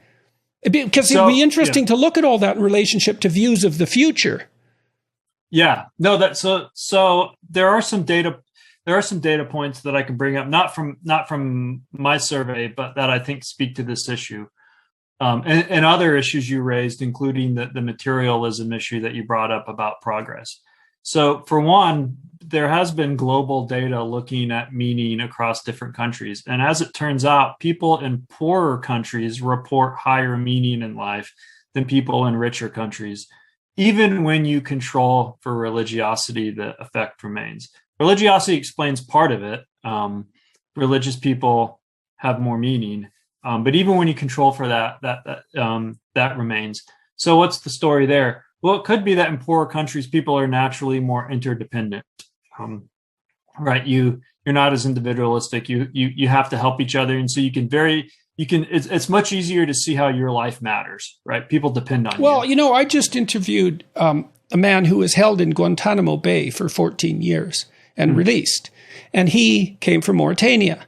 He came from a tribal society, like literally a tribal society. He's not even one generation removed from that. And he went to be educated in Germany when he was an older teenager. And when he got to Germany, he was alone in a room for the first time in his life. And he said it really upset him. And he said, we weren't talking about meaning specifically, but that the meaning in his life was the interdependence with all of his family members, whom he was never isolated from, ever. And he said, specifically, he talked about his mother and said that she was an eternal source of meaning for him, and that dissolved very rapidly when he was isolated and individual. And he suffered repeated bouts of depression before he ended up in Guantanamo Bay. And so I'd never talked to somebody who had come from a tribal background like that and was struck by that degree of interdependence. I mean, we don't know. The students that you're describing that are pessimistic about the future, many material things have improved, but maybe we are more atomized than we were 50 years ago. I mean, I don't know. Right. I think families are more fragmented than they were 50 years ago, arguably. Yeah. And some people, I think Putnam, again, have argued that social institutions that pull people together have become much less prevalent as well. I think, did he write Bowling Alone? Was that Putnam? Yeah, he did. Yeah. No, I think that's true. I mean, that's one of the things that I've been thinking out, because I naturally lean, kind of libertarian, classical liberal. And so I think this is something I'm, as a psychologist, I'm always talking to people in this space, because if you're smart and have high trait self-control and are relatively successful, then it's pretty easy to be libertarian and think, well, I can choose whatever I want to believe in, and I don't want to tell anyone to do anything. The extreme libertarians, like, I don't want anyone to tell anyone to do anything ever. But one thing I'm always telling these people is, but that's not how most people are. And one of the challenges that comes with the success of the free market, which I'm a big advocate for, is affluence, right? Like, markets have made, capitalism has made societies wealthy, but potentially have created this psychological vulnerability that you're talking about. So on the one hand, yes, we've progressed in many ways along material lines, but to what extent has that potentially contributed to or created certain vulnerabilities in our social lives? Because I don't have to even get along with my neighbors if I have enough money. I can just hire people to do things, right? I can just pay people for services without actually having to compromise or negotiate. And it turns out develop attachments, right? Or cooperate. Yeah. Or inspire or mentor or lead or any of those things, right? And then also you don't do those things that you pay other people to do, which is a form of loss often as well. Right, exactly. So I think this is to taking us back to the unifying religion idea, I think this is a good example where you might need something in a free market society. Having religion is a good counter. And that's not a novel, of course. That's not a novel observation, because a lot of people have talked about this. In fact, I'm in a business school, and one of the growing popular areas that people are interested in is ethical leadership. And the idea is people have looked at like the financial crisis and all this, the crony capitalism and corruption of big business and these things. And people are like, oh yeah, markets are great, but if you have people that do bad things and make unethical decisions, they can exploit people, and they can take advantage of people.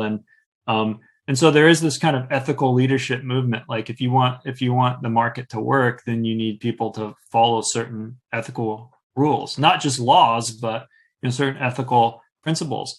And in a lot of ways, that's a secular repackaging of what might have been in the past. It's just like, well, you have a business world, but you also have the separate religious world, and that religious world is where you get your morals, right? Your business world might tell you how to sell a product, but if selling that product makes you sin or makes you violate certain moral rules, then that's a check on you. It's like, I'm not supposed to do that. But if you strip away that moral framework and say, well, anything goes, it's all about making money, or it's all about material gain, or it's all about maximizing quarterly profits, which also makes it very short term. Right. So these things, so in a lot of ways, I think these belief systems balance that. And part of the pessimism might be that you do have in our materialistic culture this sense of, well, I'm just supposed to be. Well, you see this a lot with the privilege talk. It's because the emphasis is always on billionaires or rich people, or you always see this like, well, your life's your life's going to be horrible because you don't have, you're not a billionaire, which of course nearly no one is, right? It's a weird fixation because it's like the modal experience is not that, right? So, well, it isn't obvious that would be an advantageous experience to begin with. Right? I mean, along with that comes the same responsibility as running a small country. Right.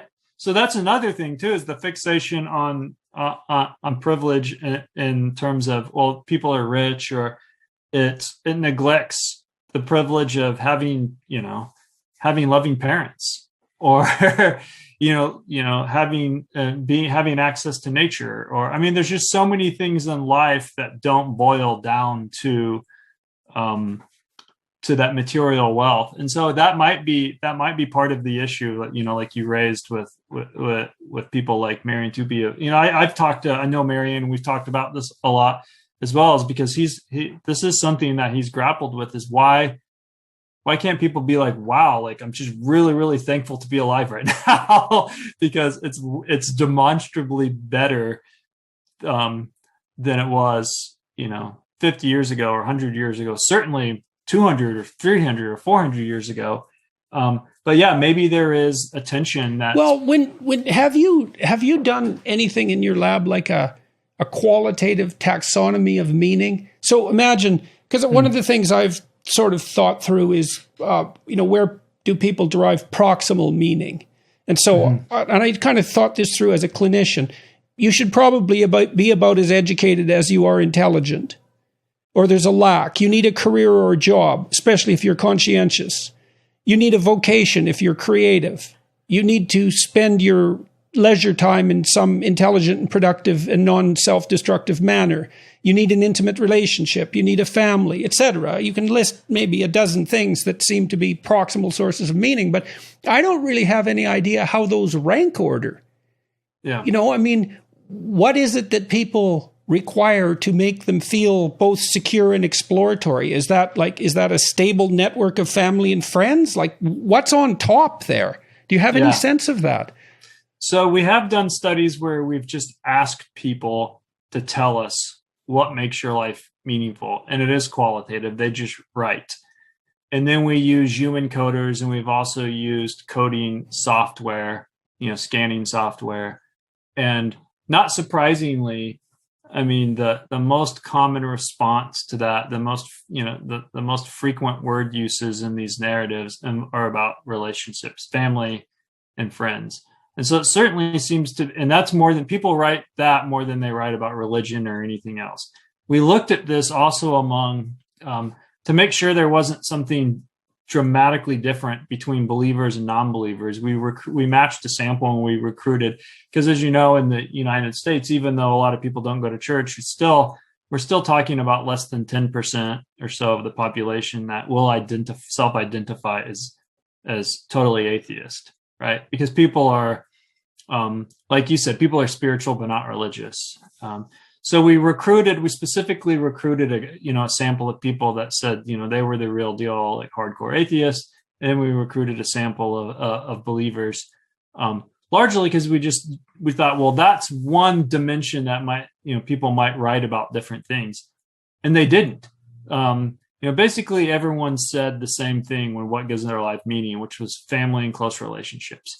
And people did talk about it, so the coding picked up a few other things, like people talked some things about community. They talked about hobbies. They talked about careers, but but family was way up here, and those other things were down here. So one thing would be very interesting then would be to see what sort of social networks the pessimists have. Yeah. Right. I mean, if you have a paucity of social networks, especially perhaps at the familial level, but maybe, friends and family are in some sense somewhat interchangeable. I doubt it, but perhaps they are. Maybe that's one of the things that sets you up really badly for optimism about the future. Yeah. Yeah. No, that's a good point. And, one of the things that concerns me, of course, it's possible you could say, well, young people are, maybe more pessimistic, and they're college students, and there's something kind of edgy or, about being cynical, and, they're going to grow out of this, and, all that's certainly possible. But it seems to me like it's just would be way more beneficial for students to be able to say, hey, this is a real, again, using, the term privilege, this is a real privilege to be here. I'm taking a space that probably millions of people around the world would love to have this opportunity. And that comes with responsibility. But that doesn't seem to be that if you talk to people about responsibility, that gets you almost nowhere. Well, that's funny though, because when I went on my tour for my book, I went to about 150 different cities. And one of the things that brought the audience, the only thing I would say that brought every audience I talked about it with to a complete silence, was the idea that meaning could be found in the adoption of responsibility. And so it was peculiar, because my original attitude would have been much like the one you just expressed, which is, well, good luck selling responsibility. That's what parents and figures of authority do all the time. But the thing is, they don't sell it as a source of meaning. Right. Yeah. They sell it as a moral obligation. And that's fine, because you can see the moral obligation element. But what they don't explain is that in undertaking that moral obligation, you find a sustaining meaning. Right. No, I totally agree. I mean, one thing that that I think that is interesting, where people I think a lot of people misunderstand meaning, is they get that it's social. Well, it's like you can tell people find meaning in relationships, and that makes total sense to people. But in our society, people often think of relationships in a very I think about the meaning of relationships on a very superficial level. What I mean by that is people just like, well, you need people to like you and to support you. And you see this in the way we often approach things in academia, which is students want to feel supported. And so you see this very caregiving approach to social relationships, which I just want, we need to make sure there's no bullying, which, okay, we all agree on that. We need to make sure that people are nice to each other and that we have inclusive environments. And that's all great. And But to me, that's not meaning. You need to so here's a good example. That might be the meaning of one kind of security that's rather maternal in its orientation, but it certainly doesn't exhaust the range of meanings that we might be encouraging university students to pursue. Right. So here's an example. Imagine that you were, we'll use work just for, it'll be something people can understand. Imagine you were on a work team. A team got put together to work on a project, and everyone on that team was very nice to you and very kind to you. No one ever said a bad word to you. No one hurt your feelings. Everyone was very supported. But when it came time to get the work done, no one was interested in your contributions. In fact, they were like, oh, you don't need to worry about this, Jordan. We'll take care of it. Oh, that's fine. We all love you, Jordan. You're the... Okay, so think about that scenario and think about a different scenario in which, maybe there's more conflict, or, maybe it's not high fives all the time or people aren't supporting you, but your contribution is valued. You're making a significant contribution to the team, and you're needed. People are that would be more akin to a sports team. Right. So, but oftentimes I think in our society, the first approach is what people think of. And maybe, like you said, it's more of a maternal thing, that it's like, well, we just need to support people. But the problem with that is that's not a recipe to feel like you matter. In fact, people don't, over time, people figure out that, people are just pitying them and they don't really need them. They don't really like them, So, people need to have some skin in the game. They need to be making a contribution. This actually connects to the argument that I have against things like universal basic income, which we can or don't have to get into. But the idea is, it's great to think about taking care of people that we like that. Like, it feels good to be like, oh yeah, well, we want to help people. But oftentimes just taking care of people isn't allowing them to have agency. It's not allowing them to make a meaningful contribution. It's, in fact, it could, one of the predictors of the desire to die by suicide is feeling like a burden and so you can have the opposite effect where people feel like, well, the most meaningful thing I can do is to opt out because I'm not making a contribution. And so I'm very concerned about any kind of movement, even as kind-hearted as it seems, that's just about, well, let's just be nice to everyone and make sure everyone feels included and loved and supported. And that's all great. But to me, that's not meaning. We want to live in a polite society, of course. But people need to be able to make contributions, and people need to be able to feel that. Well, you could even look at that from a Big Five perspective, Big Five personality perspective. I mean, that provision of basic care is an agreeable value, right? So it's a reflection of trait agreeableness. And well, on one end, trait disagreeableness is more associated with competition and conflict, right? And there's utility in that as well. So even by identifying taking care of people as the only value, we don't even exhaust the utility of trait agreeableness. Right. And then there's the meanings of duty and industriousness and orderliness that are associated with conscientiousness, and the meanings of creativity that are associated with openness. And you could maybe put security for neuroticism on the same axis as care, conceivably. But there's also meanings of extroversion, and none of those are addressed with a sole focus on providing security to people, let's say. I mean, I don't know if using the Big Five framework in that way is a good way of parsing up the universe of meaning, but, we do know those dimensions exist. Yeah, that makes sense. So I think that when we talk about even social meaning, it has to go beyond just simple connectedness or having a lot of friends. I mean, this is why, if you look at like the loneliness literature, this is what people can be surrounded by people who love them and still feel terribly lonely, right? And still feel totally isolated, even though they're in an environment where everyone's being kind to them and where they have a lot of social interaction.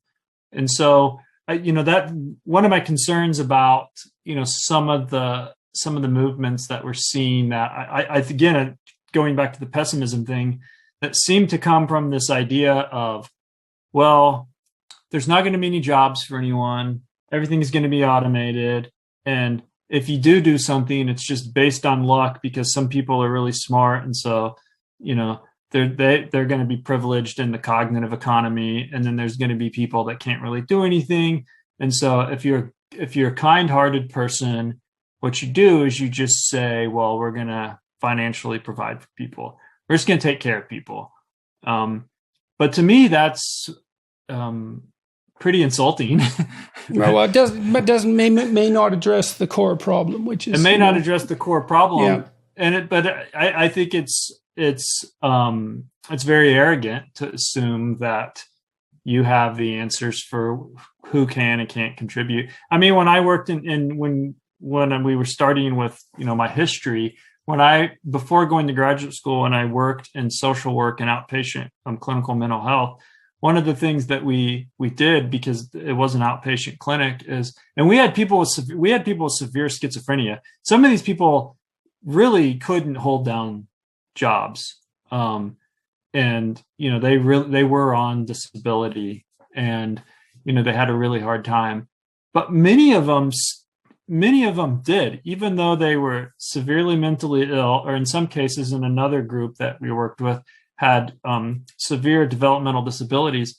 They still wanted to be contributing members to society. And so what the goal of a lot of the work we did was to integrate them. This is why it was an outpatient program. Was they needed some support, right? They needed a caseworker to check on them. They needed an employer that was open-minded to finding ways for them to contribute.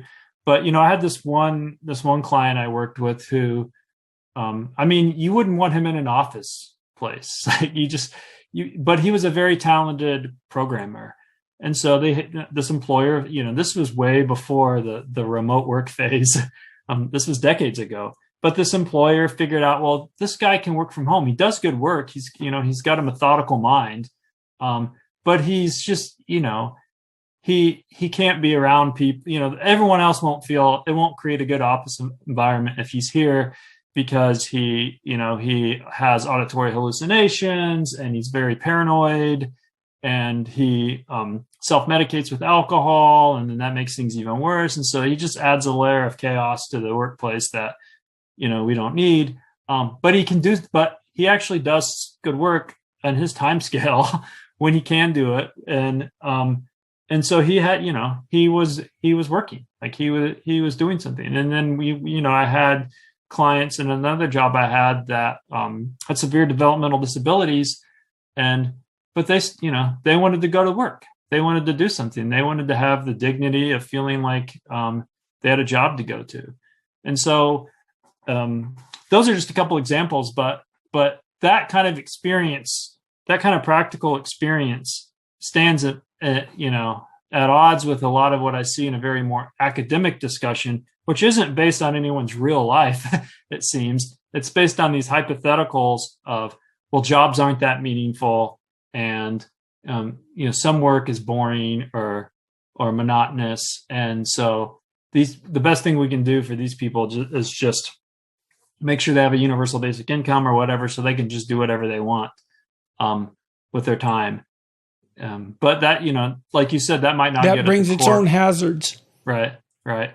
So we started this discussion talking about Ernest Becker and a rather unidimensional view of meaning, but your walk through your research and this discussion indicates that you've, as a consequence of studying this for so long, you've developed a much more multidimensional sense of meaning.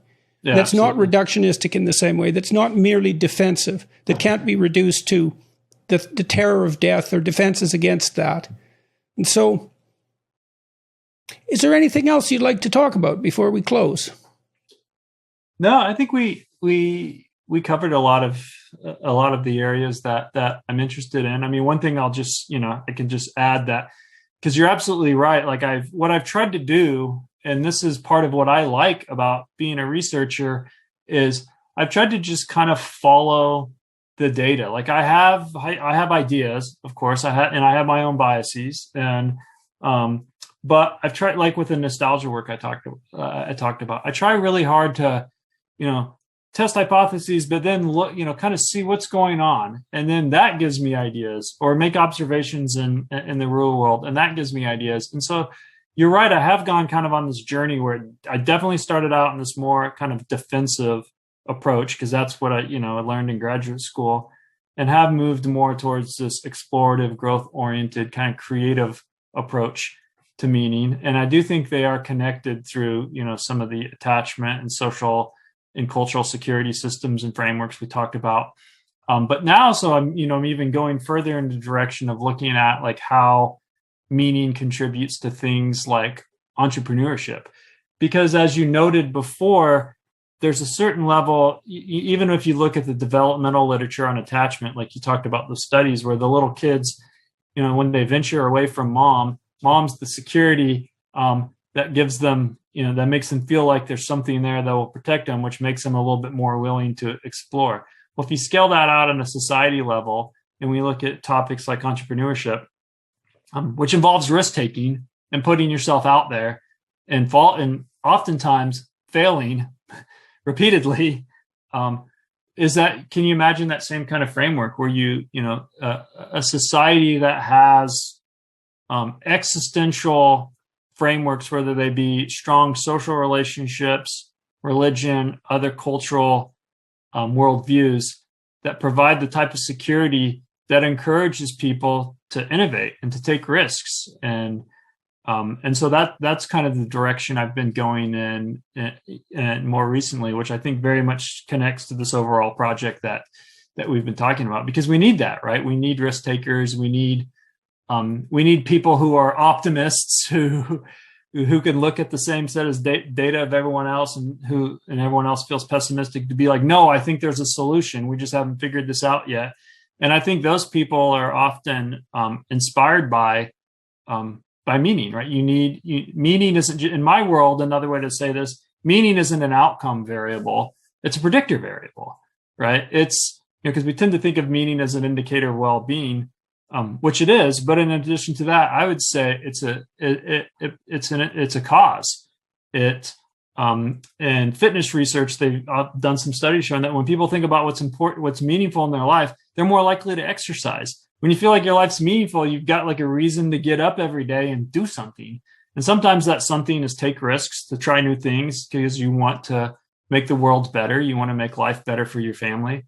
And so I think that we just have to be really careful about that. Like that's an important element of life. And if you have too much cynicism and nihilism and pessimism and antinatalism, and people don't feel like they've got something to strive for into the future, then not only are we going to see psychological and social decline, but we'll see economic decline as well. And we won't be able to solve the problems that people say they're really concerned about, such as climate change, if you don't have people that believe in the future is worth saving to begin with. Those are excellent words to close on, I would say. Thank you very much for talking with me today. It was very interesting. The time flew by. It did. Thank you so much for having me. My pleasure. My pleasure. Good luck with your research, and hopefully we can talk again at some point. Yeah, would love that. Thanks a lot. You bet. Bye-bye. Bye.